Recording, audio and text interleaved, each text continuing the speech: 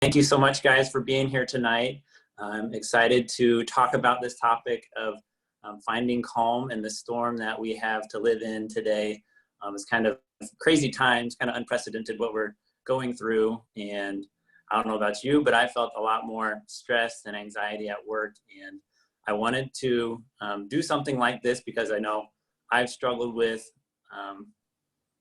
depression and anxiety for a long time in my life. And I found some ways to manage that. And now more than ever, I've really had to use those strategies to kind of stay calm through all this. So I guess I'll introduce myself and then I'll turn it over to Casey, and then he'll introduce our guest speaker. And then we'll do some questions and answers with him, and then kind of share some helpful tips at the end that'll hopefully help you guys get through this time too. So a little bit about me. I work full-time as an occupational therapist out here in Phoenix, Arizona. I really enjoy running, and I know Casey through our partnership with Shackley, a health and wellness company. And yeah, I don't think people really need to know much more else about me right now. So Casey, I'll turn it over to you. Yeah, so Andrew and I have known each other for a number of years, running, and then sharing our common interest in just kind of trying to take care of ourselves.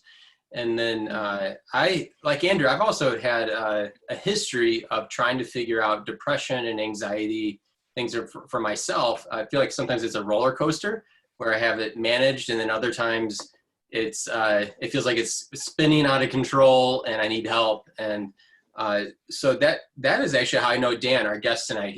I've been on his couch a few times. He's been a great help to me and someone that I'd love for the guys in my life to know better. So as you get to hear some wisdom from Dan tonight, I want to get us started though, so these guys can get to know you a little bit better too, Dan. You've got all the credentials, you've been to school, you have the letters behind your name, all that stuff. But also, so here to kind of get the conversation started, and get your brain warmed up maybe, Dan, tell me something, just one word answer, okay? You ready? Sure. Okay, Hobbit or Jedi? Hobbit. Okay, Marvel or DC? Marvel. All right, Star Trek or Star Wars? Probably Star Wars. Now, I know that you like to spend time on your bike, so you prefer the road or the trail? I prefer the trail. Okay, why is that? That's a really loaded question, but in short, I like it because to me, even to some of the topic, I just find that there's a lot of space for peace, and not that there isn't road riding. No offense if some of you are road riders.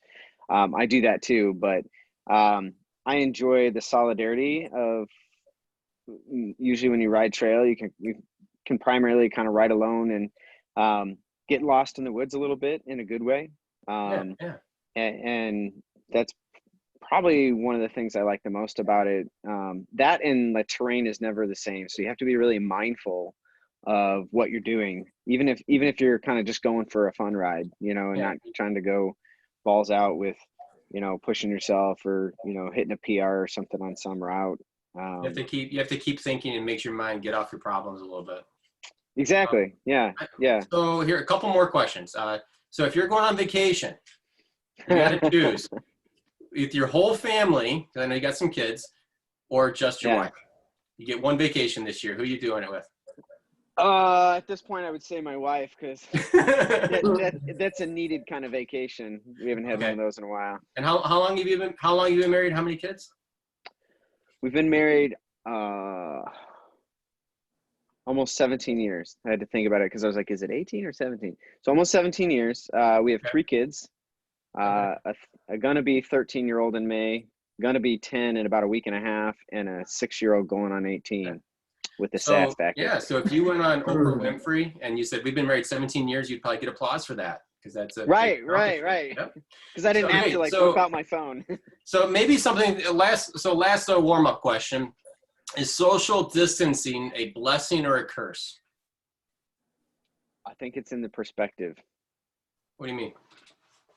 So I think there have been some blessings, and there's definitely some ways to be grateful for it and to utilize it well. But I think it can also feel at times like a curse. I mean, even for me, like I'm an extrovert, and sometimes I'm like, I just want to go ride with my buddies that I ride with from church and whatnot, or I want to be able to take my wife out for dinner tonight and not have her cook, but also have a date night kind of thing, but I think the blessing of it is that, again, I think it's really causing us to evaluate like what's important. It's causing us to reprioritize ourselves, not in a self-centered way, but in a self-compassionate kind of way, and being attentive to what we need and what's really important and how we attend to that, in all facets of life, which I can kind of unpack a little bit maybe. Okay. Yeah, and I heard you say you're an extrovert, and I can totally relate. So I know introverts might be rejoicing right now, like, oh, this is super easy, this whole social distancing thing. But some. How are you staying positive throughout all of this? And also, what have you been recommending to some of the men that you come across? So for me personally, that goes back to kind of unpacking it. Being a psychopathologist, right? No, that's my dad joke right there. But I like to use the analogy of actually the wheel. Most people are familiar with the bicycle wheel, but I've actually hand built one before, and there's a lot that goes into it. And I look at a wheel as like, you not only want it to like be true in roundness and how it like rolls across the ground, but there's a thing called dishing, and then there's also like radial trueness, in terms of like it, so it's not oblong and some things. So there's some different sort of dimensions that you have to true it, and you do that by attending to each spoke and tightening those, and what that brings to me in terms of like what I think about is like, how am I attending to each area, so each spoke of my life, as I might be, again, not in a self-centered way, but just in the metaphorical way, like I'm at the center of that. So how do I roll well, for me personally, again, part of that is pedaling, like, and getting outside. That's a big thing. It's not just about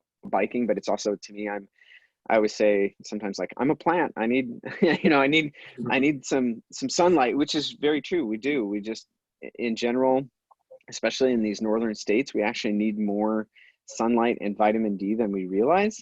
Oh, Captain America, glad you could join us. So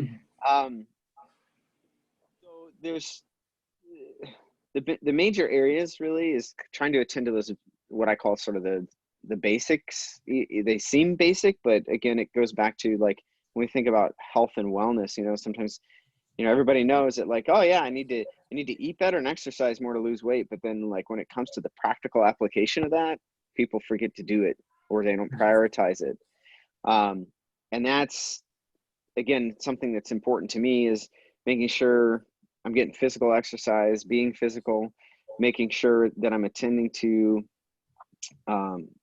my mental side, so challenging myself, but also not, kind of taking gauge on like, how stressed am I, and what do I need to alleviate that stress, or maybe engage in something that feels more creative, or that feels more easing, where I'm not having to use a lot of mental capacity in a hard way. So again, for me, one of the things I enjoy is like using Legos, or like working on bikes. Like, I really enjoy mechanical stuff. It, like, I can kind of get lost in it in a good way, and it uses a different side of my brain than like doing counseling.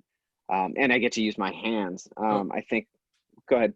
No, you had said a word there. You said, when I'm feeling stressed. And I just wondered, I think some guys, sometimes we have a hard time recognizing our feelings. And we're just out, and we don't know that we're depressed. We don't know that we're stressed out. How can a guy know, like, okay, how can they recognize, almost like if they're doing an internal evaluation? What are some ways to understand that you are depressed or stressed out? Sorry, I didn't mean to. No, it's good. No, I'm so done. yeah. So I think, and that's important. So that hits on some of the other areas, right? Like looking at the mental side and the emotional side, like taking inventory, giving yourself time, being, in the psychology world, it's called mindfulness. In terms of like a spiritual side, like that might be just meditative prayer, like sitting and being like, okay, like where am I at? What's going on? And again, that's one of those areas, is looking at like those places that are important. You know, all of us have those aspects to us in terms of mental, physical, emotional, spiritual, relational, you know, and we have to be attentive to those. But to more directly answer your question, Casey, sorry, I'm gesturing to my left because you're on my left in the screen. But some of the things, again, number one is making time and space for that, even if it takes like even if it's only a 1 to 5 minute, like couple of deep breaths in, being like, okay, where am I at? How am I feeling? What am I thinking?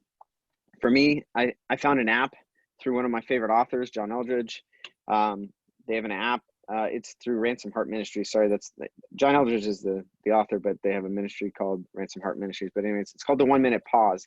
And it literally starts off with like a 1 minute thing, and then you build up to 3 to 5, and then to 10. And again, it's just taking a minute, like a minute even, is just to sort of sit with yourself, sit in some solidarity, being mindful of where am I at. The other thing is like physically being mindful of where you're at. Like if you know where you hold tension, or if recently you're like, oh man, you know, like, oh, my shoulder's really hurt. Like maybe you need to pay attention to that.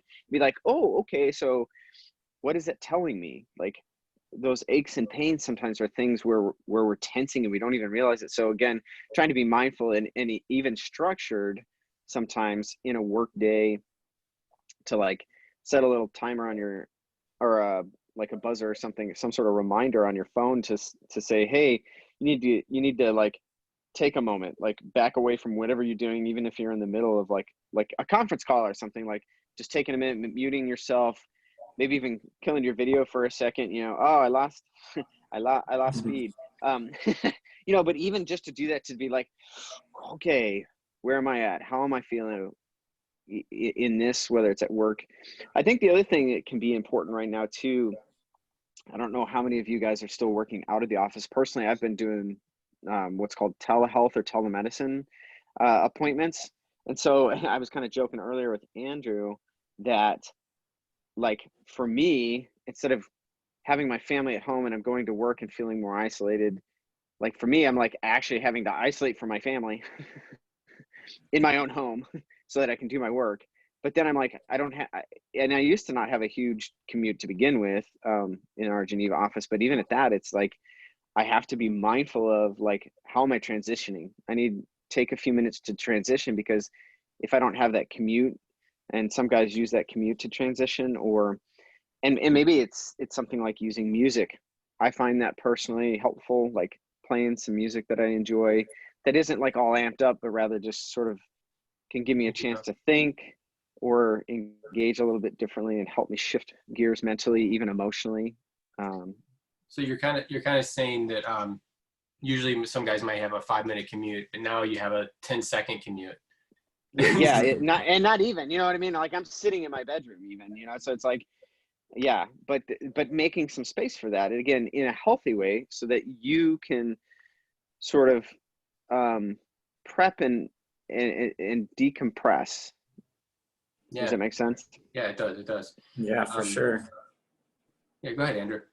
Oh, I was just going to say, I wrote down, I really like the idea of using the 1 minute pause and trying to create transitions throughout my day. But what other, I guess, key habits would you recommend to people to kind of structure their day? So then that way, because I know for me personally, like I know I should do certain things, but I don't always do them. And so how can I kind of structure my day? So one of those things, it starts on the foundation of, like, I would say values, like, and prioritization. So it's saying, what do I value? Who do I want to be, and how do I want to get there? Right. It's so you're orienting to, okay, so if I want to take care of myself, if I really value my health and wellness, then how am I acting on that? You know? So again, you're asking some questions. So to me, it's, you know, I don't want to steal some thunder, but it really is those basics. It's making sure that you exercise. I mean, maybe it's a personal bent, but I really think men are we are structured in a way that like wired in a way that like we need physicality, and we don't get that if we sit behind it. I mean, even as a therapist, that's why it's important to me. And I've even had a lot of discussions with my wife, and she's very much understanding of that. It's like, sometimes I'm like, I got to ride because I got to sit for 8 hours. Like, and again, being an extrovert and being a person who's active anyways, like I gotta use that energy well. And again, it creates balance, because again, it creates a connection between your mind and your body in that moment, as well as all the benefits of like endorphins and all that kind of stuff. So physicality, thinking about your diet. Again, I'm a big believer, as well as like have experienced it. Like, if you eat like crap, you feel like crap.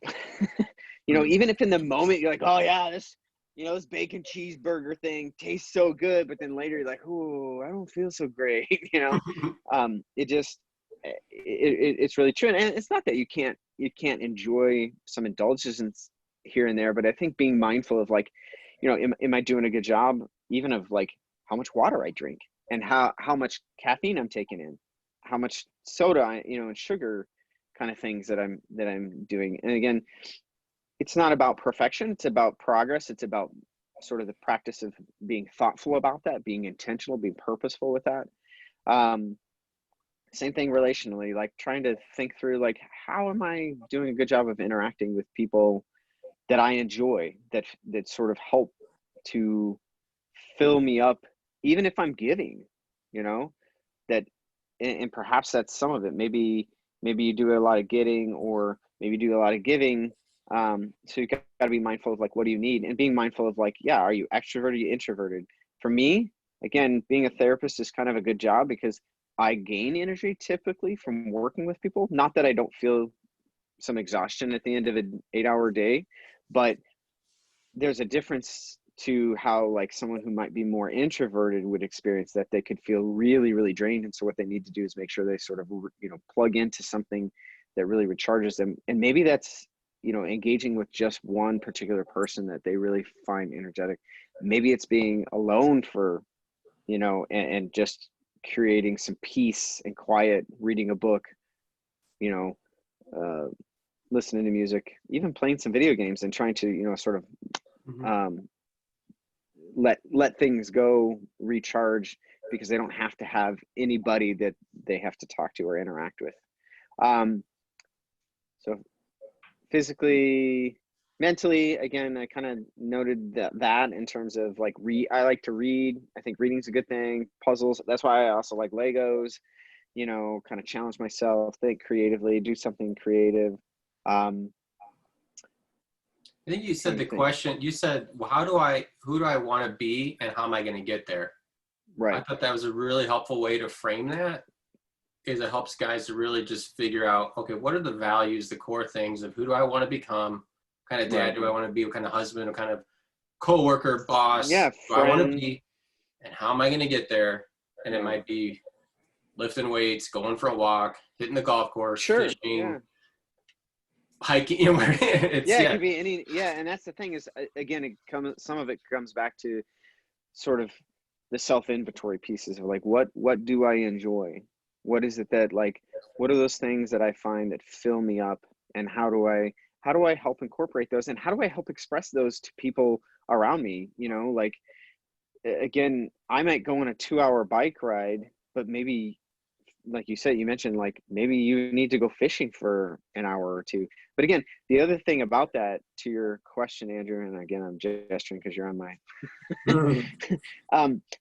but I think another piece to that that's key is really, you said, you know, I know what I need to do, right? And again, that goes back to like evaluating values. But again, it's also saying like, it's not about perfection today. It's just about taking steps, making progress towards that. But the other piece about that is also being intentional with that, and saying, how can I structure myself? And sometimes it takes a lot more work right up front to do that. So you might have to really sit down or get up a little bit extra, or at night be like, okay, I'm going to look tomorrow. I know I've got a work day, but what are some other ways I want to be intentional with how I want to cultivate things in my own life? And like I said, on those, you know, primary spokes, as I was talking about, you know, mental, physical, emotional, relational, spiritual, you know, and looking at those and saying, how am I going to at least take a step that direction today, or, you know, if you're planning for the next day, tomorrow. How can I do that? And being intentional to, again, work at fostering that. And I actually use the word cultivate intentionally early, because I like to think of it, it's work that's going to be much more like farming or gardening. I don't know if you guys are like green thumbs. I'm not really good at it other than tearing up soil. I can do that. But I'm just not a great farmer. I probably more got a hunter in me, but that's beside the point. But I look at it as sort of the metaphor of like farming, because you have to be patient with it. And if you sort of till and you plant seed, and even you know, if you do some things to water it, but some of it you just have to be patient with the process of it germinating and the sun, you know, hitting it and things sprouting. But you have to continue to tend to it and sort of attack those weeds, as well as do what you can to help feed it and nourish it. I think what I hear you saying is, it's like you could realize I need to go lift weights in my garage for 30 minutes. You know, that's something I need to do. I'm going to feel good the first time I do it, but I'm going to feel even better if I keep this up for the next 3 weeks. Right. The first time, yeah, it's going to be good, but it's you really start to pay dividends as you fertilize and you water that habit, and you keep giving it attention, and you keep doing it. You really start to. I'm going to land us here on this last question, because I think that you had talked about the emotional side of things, and you're getting a little bit into kind of sharing your life with other people and stuff. I think sometimes. Not to be too stereotypical, but sometimes men do have a difficult time maybe being vulnerable with other guys, or even their spouse or significant other. Like, they just don't open up very well. What, if could you give me your best pitch for like why we need to get good at this, and maybe even just like hey, if you're not good at it, try doing this tonight to be a little bit more vulnerable. So the first question is why, and the second why does this matter that I do this? And then just give me one little thing that, like, okay, well, just if you're not good at it, or even to get better at it, you think try this tonight. So I think the why would really go back to, again, that's, you know, to your point, Casey.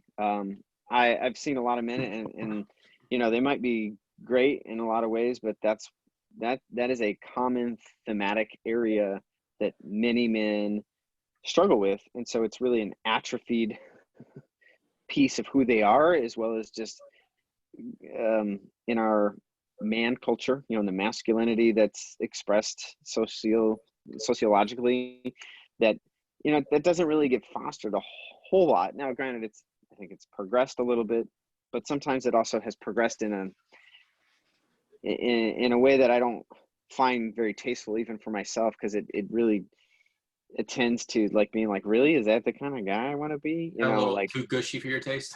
Sure. And really, to me, not even, it just doesn't fit well. But I think there is a balance, and there's an importance to vulnerability. And vulnerability, so I'm gonna say something real striking. Vulnerability really is not weakness, and I think that's a huge misnomer that we as men have been lambasted with in our lives,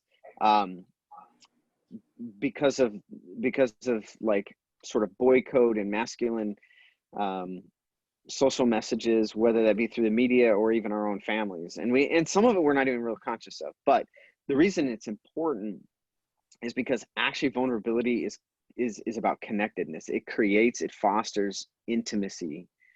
And I don't necessarily mean that in the bedroom, but yes, it can very much play a major role in getting there. But it's about understanding yourself and being able to put yourself out there in a way that other people can understand you and know you. And so that would be the importance, is then others can also be attentive to what you might need, be accepting, or even help champion some of that, especially if you guys are married, or have a, you know, a girlfriend kind of thing, that's something that can that perhaps if they know better where you're at because you're being more emotionally vulnerable and working at that, that then they can be more supportive of things when you're like, hey, I think I really need to just like go for a run and blow off some steam, or you know what would really like help me shift some gears tonight is like if I could just go out in the garage and like do some man stuff for a little while, you know, like or whatever, or be like, hey, can we just sit on the couch and can you like cuddle me and I want to read a book? You know, I mean, sure, if that's where you're at and that's what you need, that's fine. But again, then others in your life can come alongside you and help support that. What's the one, like, what would be a way that a guy could maybe take a baby step towards vulnerability, or might feel like a big step? Well, I mean, I think a real practical thing coming like off of this would even be just to open that conversation up, like with whomever you have in your life, you know, whether it be a spouse, a friend, or whatever. Just be like, hey, like I did this Zoom thing and it was about guys, and you know, this guy Dan Phillips talked about vulnerability. What do you think about that? Like, here's my thought on it. Here's where I see myself, you know, and engage some of that conversation. I think another piece would be to try and sit with yourself. It might feel like a little bit bigger step, but to try and be vulnerable with yourself about how am I like needing something more than I'm not allowing myself in that constructive, like again, cultivating something in who you want to be on those values, right? Okay. Well, I so appreciate your wisdom and your time. And I think that I know that you specialize in working with young guys and with older, I mean, young guys, I mean, teenagers, and then also men, you know, so if any of you guys feel like you want to reach out to Dan, you can, if you want to send me a personal message or something like that, or Andrew, and we can try to get you connected to him. Or also, Dan, what's the name of your practice? Maybe they could Google you and find you. Yeah, and I'm on like Psychology Today, or if you look up Stenzel, it's Stenzel, Stenzel Okay. Clinical Associates. We have a large practice. You know, I know Andrew's not in the area. I don't know about the rest of you, but like in this area, you know, we have several different pretty accessible. Oh, and you're also online too, so. Yeah, I mean, currently, the only one caveat I will say to that, because it is important, is like if you're not in this state, then I couldn't technically work with you just because of licensure constraints. But I would also be willing to, you know, I could help you look, you know, if you had questions about like, how do I find a best fit in terms of a counselor or something. And then, by the way, I'm going to put a little shameless plug in there in terms of therapy. That's another really big step. But it could be really important is to be vulnerable enough to say, you know what, I don't know that I can do this on my own, because we all need somebody. And I mean, personally, I see my own therapist too. Again, just to get that objectivity and to be able to say, am I seeing this not just myopically, you know, from my own perspective? How can I broaden that? How can I bring in some other perspective? How can I hear words that maybe at times I'm like, I've even said that at times, but you know, I needed to hear it so that I'm like, I need to do that. Like, I need to do a better job of working at that. That would be my other thought in terms of, to your question, Casey, around what could be a big step is, and it may feel big, but honestly, it's probably not a whole lot different than what we're doing right here. Yeah, and you know, and also it's there's a lot of freedom too, and you know that the person sitting across from you is there for you, and you don't have to feel like a jerk, you know. Right. Yeah. I talk. So I wanted to, Andrew, I wanted to just kind of wrap this up by maybe you and I can briefly just share. We talked about routines and habits and stuff like that. Would you mind just sharing kind of what have you found to be helpful for you? You mentioned earlier that you've kind of struggled with this stuff off and on. So you're kind of a young single guy. Well, I say young. You just had a birthday, but yeah. What have your routines and habits been? Yeah, for sure. Yeah, and I wanted to say thanks again so much, Dan. I learned a lot, was taking notes, and I could really relate whenever you're talking about just learning how to express ourselves better. Like if we can't express ourselves to somebody, then they don't know how they can support us. And that's something I really struggled with in my history of dealing with depression, is just thinking that nobody's going to understand and just shutting down and not really talking to people. And I've been through multiple counselors. It took me a couple before I found one that I could really relate well with and trust. They're like running shoes. Not to interrupt you, but I always say they're like long distance running shoes. You got to make sure they fit well to begin with, because if they rub you the wrong way to start with, you're going to get really bad blisters later. Yeah, exactly. But yeah, I've found some therapy groups out here that I really enjoy, and I find that just being able to talk about my feelings openly in a place where I'm not feeling judged, so whether that's with a counselor or in a therapy group, I think that's been super helpful in my journey. And then also just being able to write out and journal my feelings, like if nobody's available for me to talk to, just being able to talk to myself and get it out on paper. And an exercise I found helpful is just writing out the 7 primary feelings, and like, when did I experience that this past day? Like, when did I experience fear, shame, guilt, and I don't know the others off the top of my head, but it just, I found it helpful just to be able to name them rather than just like feel shame and just be overwhelmed by it. And so I wanted to mention. Sorry, I might add to that and say, maybe even use a continuum, like on a scale of like 1 to 10, how did I experience this? Yeah. Excellent. Yeah. Thank you. So I would say that for sure for me has been huge. And then, getting into a consistent exercise routine. I used to be on antidepressants, and while I feel like those are helpful for some people, I didn't necessarily want to go that route. And so for me, getting into exercise was a big part of raising the endorphins and all of that. So I was more positive throughout the day. So I like to exercise in the morning. And then other things I found helpful are just using a planner, so I kind of know what to expect for the day, even though nothing ever goes according to plan. It's just helpful to kind of have, okay, I want to try to eat this today. I'm going to go for my run at this time today, and stuff like that. And then I wanted to mention a couple of supplements that I found helpful, and then I'll turn it back over to Casey. But specifically using Shaklee products, I found their Prove It Challenge to be helpful. It's basically a 7-day cleanse, eat lots of fruits and veggies, and it kind of clears out your system. And then after that, there's a protein shake and a vitamin strip that you do every day. And I've found that just giving my body what it needs to thrive has really helped my mental state. And also looking at what I eat, trying to eat less sugar, less processed foods, and just eat whole natural foods really helps put my body in a good state to function well and not be so anxious all the time. So I think that's most of my advice I wanted to share. And then Casey, what advice do you have for the guys listening? Well, advice, I'm in my mid 40s, and I feel like I've been wrestling this, they call it the black dog sometime, for for the better part of 20 years. And like Andrew, I was on some antidepressants for quite a while, until maybe a few years ago. And again, I feel like that is very necessary for some folks, but I just started to wonder, I'm like, do I need this? And I really stepped back and started looking at my kind of the types of food that I was eating, and then also looking at how much alcohol I was drinking and how much sugar I had, because realizing that alcohol is a depressant.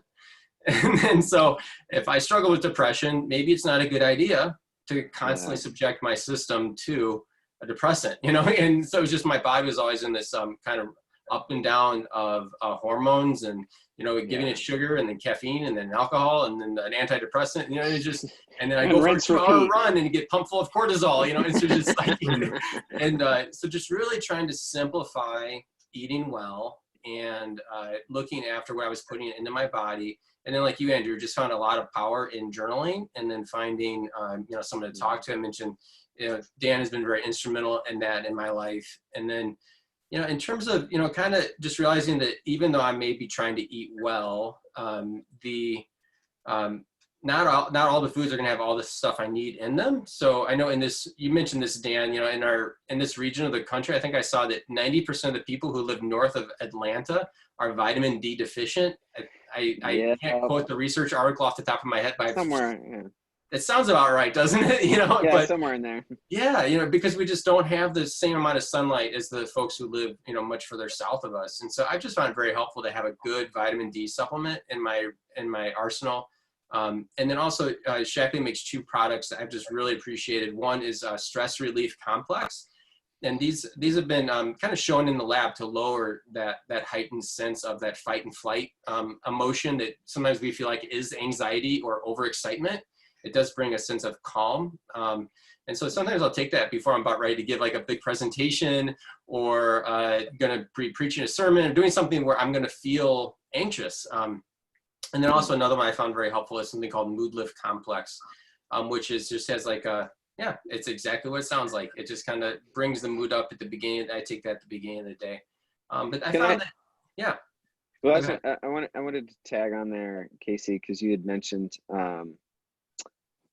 shoot, you'd mentioned, it was just a second ago when you were talking just before, because you were talking about, the alcohol and some things like that. Actually, one of my other specialties is addictions. And what we don't realize and we're not mindful about in terms of alcohol is really it's a toxin. And again, we're taxing our body a lot when we drink it. And I'm not saying I don't drink. I mean, I enjoy a hard cider. Honestly, that's one of my favorite things. But I try to be mindful of like, if I drink too much of that, then to your point, it's depressive on mentally and emotionally. But then, like physiologically, you're taxing your body. So you need more. You need more of the other healthy things to counterbalance that in terms of water. And nutrition, solid nutrition in there.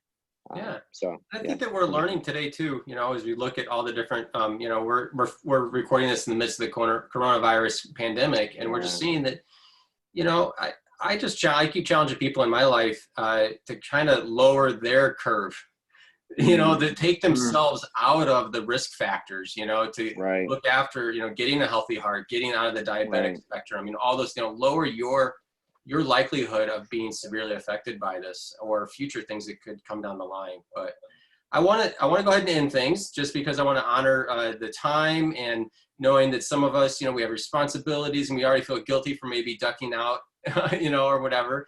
But I am appreciative of the wisdom we've heard tonight. And please reach out if we can serve you or help you in any other way. Thank you so much again, Dan. And we'll see you later. Thanks for